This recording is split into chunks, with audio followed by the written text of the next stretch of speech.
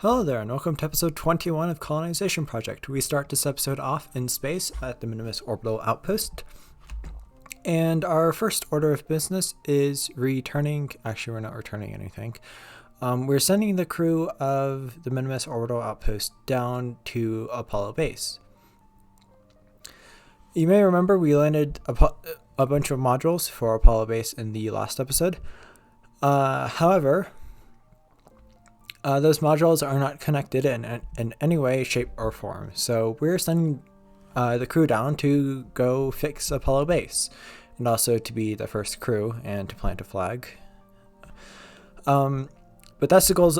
But that's basically the goal of this mission, and we can start the burn a bit too late, crash into the surface at like 15 meters per second. Not a very graceful landing, but thankfully nothing exploded, and we can just make our way over to the base, which I decided that I was landing a bit too close to, so I quickly moved the lander out of the way, and we can softly land this time and get the crew out. The crew of this lander consists of the entire crew of the space station. We didn't leave anyone behind, and that's about it. You may notice that the modules are not lined up vertically. Like if you're using normal docking ports, they wouldn't be able to perfectly line up.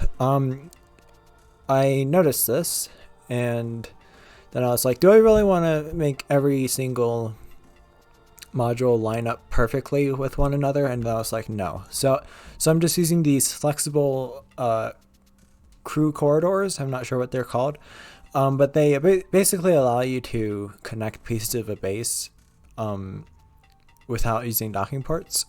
You'll see it in action soon. But before we start docking everything, we first need to reposition all the modules, because right now they're not in the best of positions.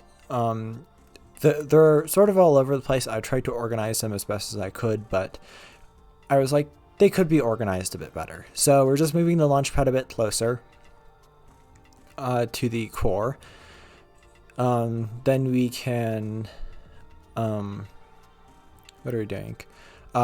We can first attach two of the endpoints together. So you can sort of see how they work from that single... I'm not sure what to call it. You just saw how they work. Anyways, we can now move the logistics module to the side of the core. Once again, I'm going for the sort of two sections of the base, like I did with the orbital outpost. I sort of like having an industrial section where no crew can walk, and then a more crew compartment area. That made no sense. That made no sense. And then I like to have places where crew is able to walk. I'm trying to do the same thing, because Kerbals will need to go into that logistics module in order to do logistics things. But they won't need to go into the life support module or the launch pad. Speaking of the life support module, that is what we are repositioning right now. It doesn't have a lot of fuel in it. It only has about 30 meters per second. Actually, it has like 20 meters per second. So fuel reserves is quite limited, but thankfully we are able to get it across into near the launch pad. Yeah, and then with the last remaining drops of fuel, we can get it into its final position. After we do that, which will be momentarily, sooner or later, fuel just ran out, so we can attach the two modules together. And then we can get all the crew into the... Actually, first off, we need to disassemble all the redundant parts. we're not getting any material kits from this because we currently we don't have any material kit storage on the vessel, but we're also not disassembling any of the liquid fuel tanks because that can be quite helpful later on. And after we do that, we can get the curls into the base, and we can I guess look at the interior of it. This will not be the Kerbal's home for a long time. We as of now, we currently don't have the resources to last the Kerbals through the night, because you may notice that there are no nuclear reactors or RTGs on the spacecraft. So the solar panels are the only thing providing power for the space. And because Minimus has, I don't want to say it has long nights because it doesn't. But the solar panels and onboard batteries will not be able to last space throughout the night. So we will have to send down a nuclear reactor later on. And yes, I'm saying nuclear reactor and not RTG, because RTGs don't produce enough electricity either. We need lots of power in order to supply all the ongoing things we're going to need at the base in the future. However, right now, all we have is a life support module. Anyways, we can, now that the crew is on board, we can take the rover out for a little drive. We're going to the Minimus Miner, which we sent down a while ago, and you may notice that almost all the time, it keeps on saying insufficient resource abundance, need at least 2.5%. That message is getting kind of annoying, and it's caused by those drills on the Minimus Miner. So we're just going to remove the drills from the Minimus Miner because that message is getting kind of annoying. I also noticed at this point that brakes don't work very well on Minimus because of the low gravity, so we do alternate methods of slowing down, like using literally the what's it called, the actual body of the rover in order to slow it down, which works effectively. And we can disassemble all those drills. You just saw that I was unlocking a tech node. That was a nuclear fuel system. I don't know what it was, but it unlocked us 3 new parts: a molten salt core nuclear reactor, and then 2 other nuclear reactors. I don't know what they are. I guess they're just normal nuclear reactors. But that is needed for what we will be sending up later. Not now. We're definitely not sending up a nuclear reactor right now. So we will eventually send up one of those nuclear reactors. It's not going to be the molten salt reactor because that one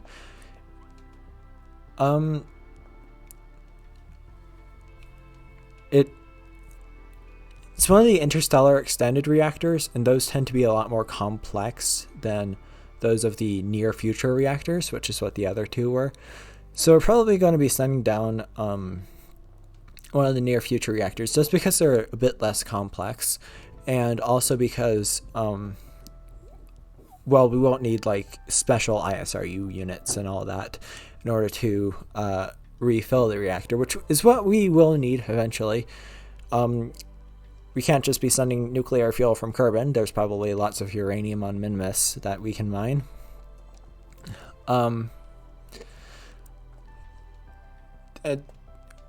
We will eventually be producing all of our resources probably on Minimus or Gilly, because those are 2 really small bodies. So it doesn't take lots of fuel to get things off of, which will be good when we eventually do start mining off-world.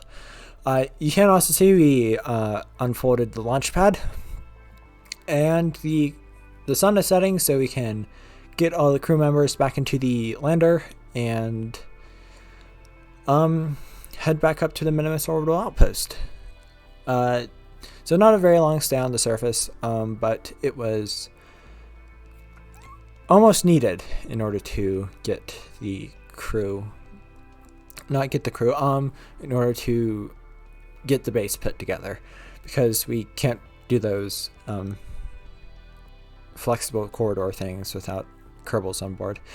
But you can see we have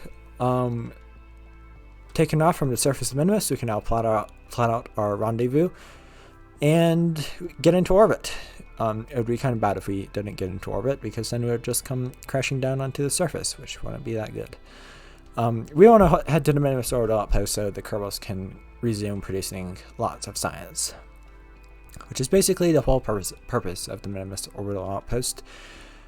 The Apollo base, it probably isn't going to be a science gathering station. It's going to be a self-sufficient colony instead. You do get more science per day if you put the science lab on the surface of Minimus, but I like to think of the station more as a more of a science gathering station, and Apollo base are self-sufficient colony. But it's not self-sufficient yet. It's quite practically the opposite of self-sufficient. It needs literally everything for it to be shipped up from Kerbin. So it's not self-sufficient yet, but eventually it will be. But that won't be for a very long time, because we do not have anywhere near the technology capable of making a base self-sufficient. I mean, we might. I'm not sure exactly what you need for a base to become self-sufficient. We could probably make it self-sufficient on supplies by maybe episode... I'm just going to say episode 40, 30 maybe. But we definitely won't be fully self-sufficient for a very long time. Anyways, we've docked to the Minimus orbital outpost. We can unlock nuclear fuel systems, which gives us nuclear smelters, nuclear fuel storage, a new liquid core, nuclear reactor. It gives us a lot of stuff. We needed that because the nuclear reactors that we just purchased, they don't actually have much in the way of uranium storage. And if you want to be building miners on the surface of Minimus, which won't need any resupplying for a very long time, we don't really want... We want a lot of uranium on the station so they can mine for a very long time. So that's why we needed that. And we are now launching a starship. We are launching Enterprise up to Apollo base, because we have some tourists who want to go to either fly by Minimus, land on Minimus, or go to Apollo base. I took up the first contract to take them to Apollo base, and then I was like, hey, if we're going to Apollo base, we might as well take them to Minimus too, because Apollo base is on Minimus. So that's basically... We're stacking up the contracts in order to gain as much funds as possible, because we're running quite low on funds. We only have about 900,000 left, which is a bit out of my comfort zone. I like to have at least 1 million funds left, and it gets even worse in the next episode. But thankfully, Starship is here to save the day and prevent us from going bankrupt. As well as the help of some willing tourists who are willing to pay ridiculous amounts of money in order to go to Minimus. I believe this contract, all these contracts and this mission will net us about 700,000 funds thereabout. So it's a very well-paying contract, and we're launching this on a starship, so it costs absolutely nothing for us to actually go there. So... I mean, we get funds. The tourists get to see Minimus and Apollo base, and we can launch another starship. So I see this as a win-win-win, or maybe just a win-win, because it's a two-sided program. Only the tourists are paying, and then we are benefiting from it. Anyways, we have gotten out to Minimus. We can do a quick mid-course correction to the one was in our way and messed up our encounter, so we have to do a burn that's a bit more than I expected, but thankfully it doesn't matter too much. Now that we're heading out to Minimus, I also realized at this time that the crew doesn't have very much in the way of life support. Do they? I forget. It was either life support or habitation. Oh yes, it was habitation that we were running out of. Apparently Kerbals don't like being so cramped together that they almost go crazy from one each other. So thankfully Apollo base has a bit of habitation on it, so that will sort of like let them calm down a bit. Speaking of Apollo base, we are now arriving at it, and that's about it. You can also see that this mission is not only just tourists, for Jebediah and Bill are on this mission. Jebediah because he is the starship pilot. Only the belly flop maneuver can be performed by the great pilot Jebediah Kerman, and we will need him later on in this flight, but I won't spoil it too much. And we need Bill Kerman because in order to actually count as arriving at the count as Apollo base, we need to attach one of these little pipe endpoint things to Starship and to the base, and we need an engineer to do that. So that's why we needed Bill, and Bill can also go far away with his jetpack just to get couple nice screenshots. Probably might be a thumbnail. I don't know. He can also look out the cupola module and into the blackness of space.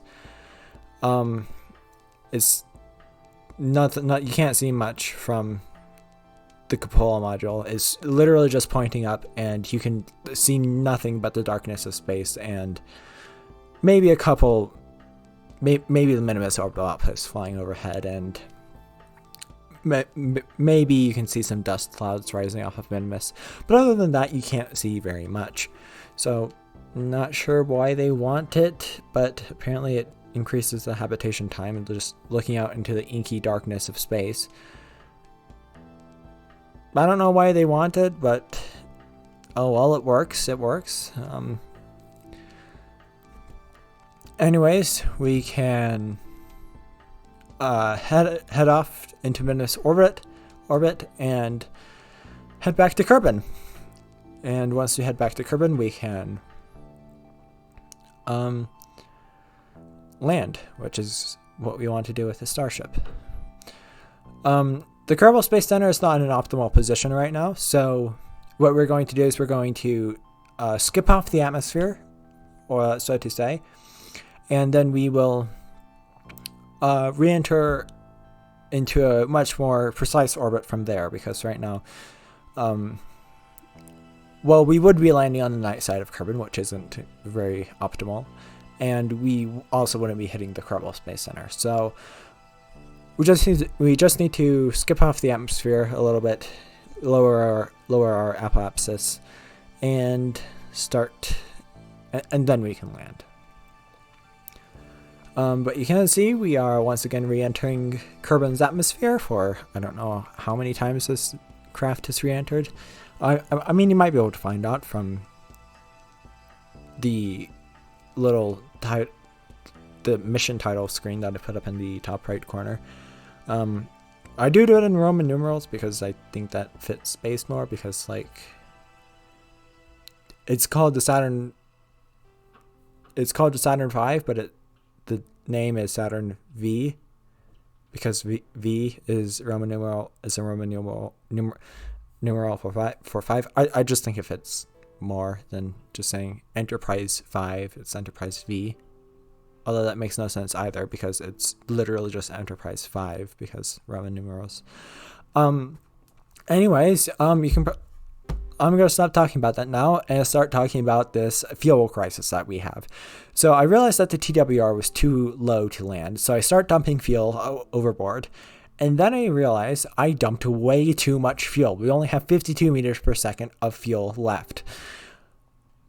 So we're going to have to slow down a lot in order to land.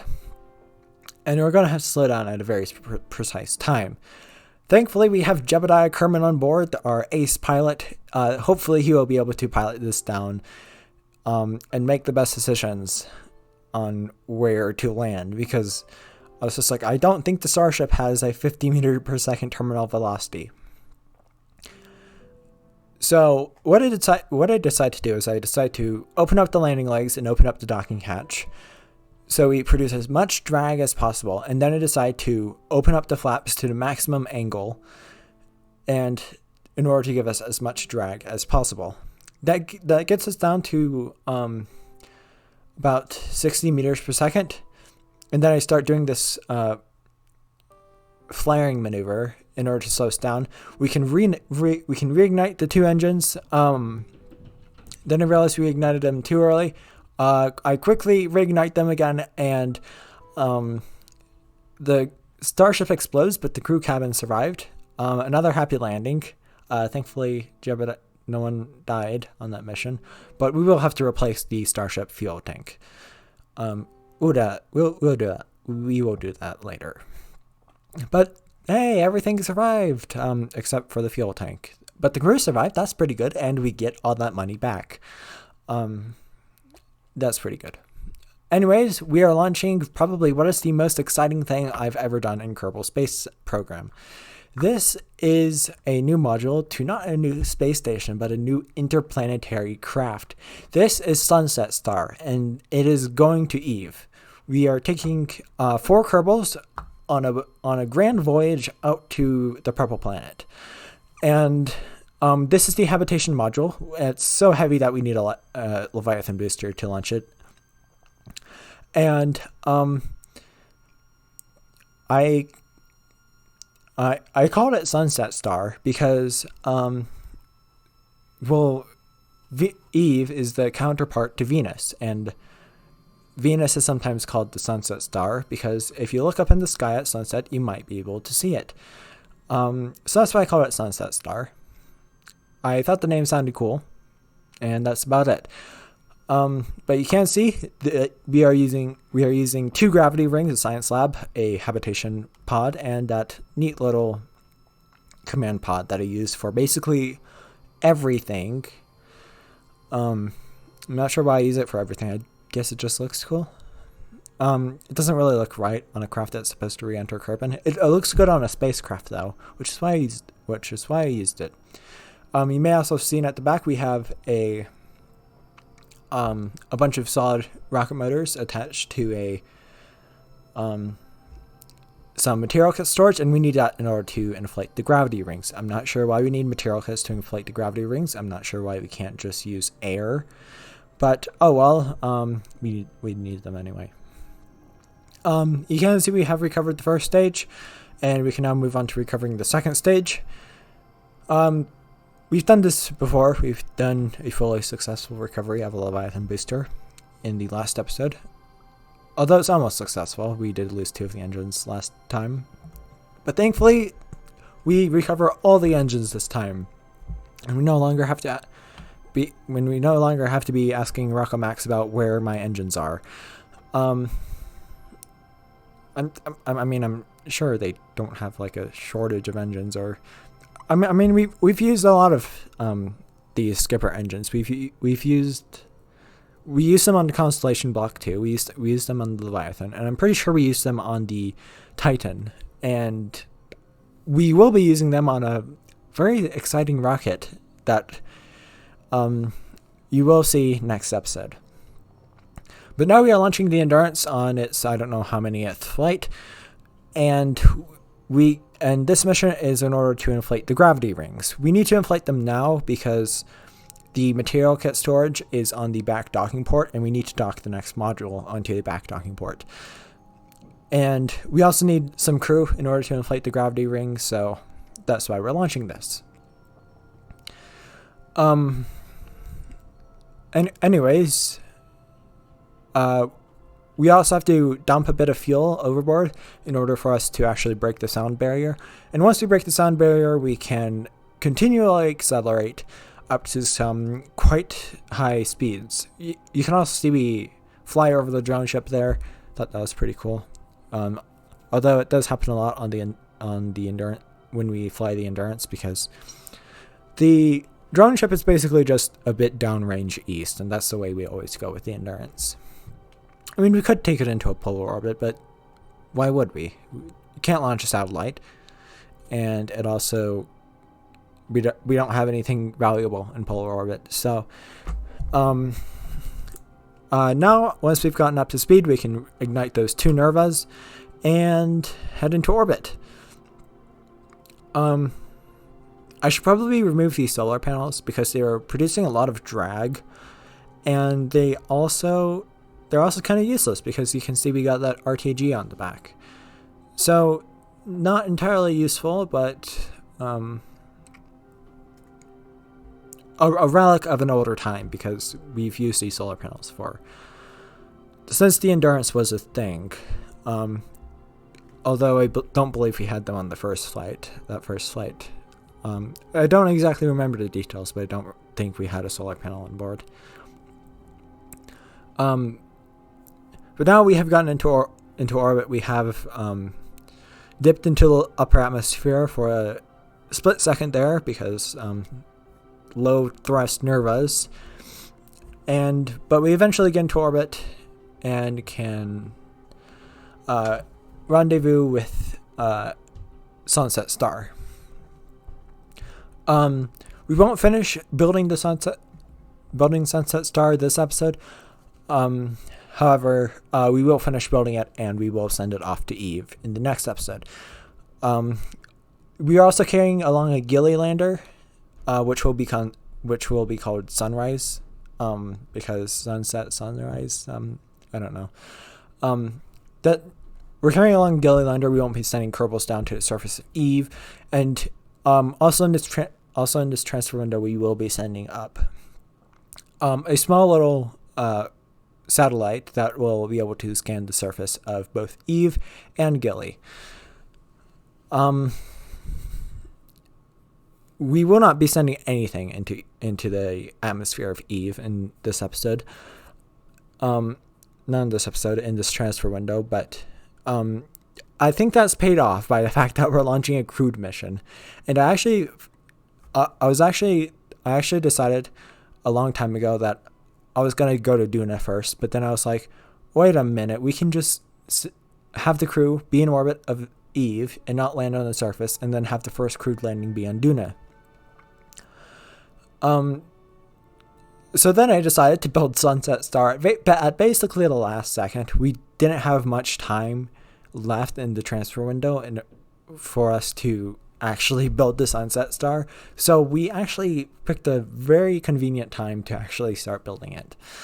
Because right now we don't have very much time left until the transfer window. I believe it's only like 40 days or so.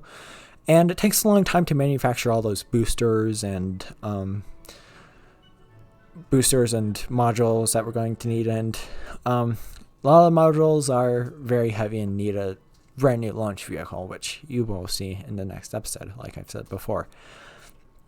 But we can inflate the gravity rings. They are now producing 2.5 Gs of gravity, so now our bones won't completely disintegrate while they're in space. And Gilly won't help a lot either, because Gilly has like 0 Gs of gravity. I mean, it has a bit of gravity, but that can be neglected pretty easily by the fact that you can literally jump into orbit. Jump into orbit, of course, and a tiny bit of help from your EVA pack to circularize. But anyways, we can re-enter the Endurance. Once again, landing at the Kerbal Space Center because we have nowhere else to land it. We don't have a runway in another continent. I mean, we do have the desert runway. I'm not sure when the Space Center purchased that, but apparently it went unnoticed in the space program's budget. But we do have the desert runway, but we prefer to use the Kerbal Space Center runway because air traffic control is absolutely negligent. I don't think we even have an air traffic control because there is no air traffic. It's just mission control. Desert Airway probably has they'll probably say, hey, you can't do that high G maneuver, and we can just do it at the Kerbal Space Center because we own the Kerbal Space Center. Anyways, now we are launching the life support module and also the science module and also the antennas, and it's sort of a multi-purpose module, but it weighs a lot, so we also need a Leviathan to carry it up into orbit. And it contains just enough supplies for the Kerbals to last from the departure from Kerbin until the next transfer window, and then they'll head back to Kerbin. It will have enough supplies to last them that long.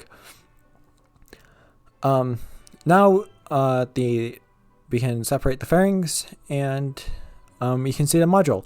Oh, it's also carrying some monopropellant because maneuvering giant spacecraft without RCS is quite hard. You can just spam reaction wheels, but that's not.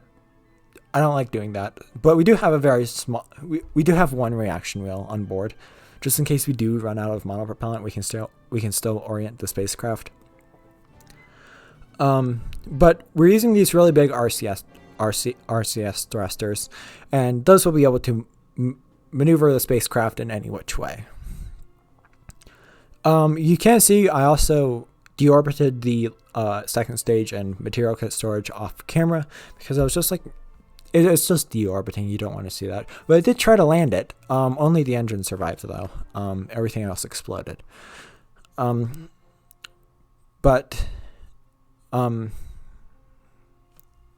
The third stage of the Leviathan is not supposed to be reusable. Probably never will be because it's kind of cheap to rebuild them. It's also just a lot of effort to rebuild them. Not rebuild them, reuse them. Anyways, now we are reusing the first stage. Once again, we don't want to be wasting those expensive vector engines. These things are they're a pain to not to reuse because they're very expensive and they take a long time to manufacture. The vector engines are supposed to be recovered, so they're very expensive, but they're also quite efficient, and they're also what we use for the. They're also what we use. I don't know what we'll otherwise use, but you can see we almost landed perfectly, but the hold retrograde on the SAS decided to say no to that, and we end up losing the booster. Thankfully, 4 of the engines survived, so we get at least some of the costs back, but yeah, that's kind of expensive right there. Thankfully, the second stage does not have a drone ship to land on, so we don't need to do any pinpoint landings. Although I may start putting landing pads or drone ships out where the second stage is supposed to land, because right now I don't like landing it in the water. I don't like landing anything in the water, and I also don't like landing things on cliffs, so I might just put a drone ship or a couple landing pads out downrange in order for us to not land in the water all the time. But thankfully, the second stage is able to be recovered, and that will actually be the end of this episode. Thank you for watching, and I will see you in the next video.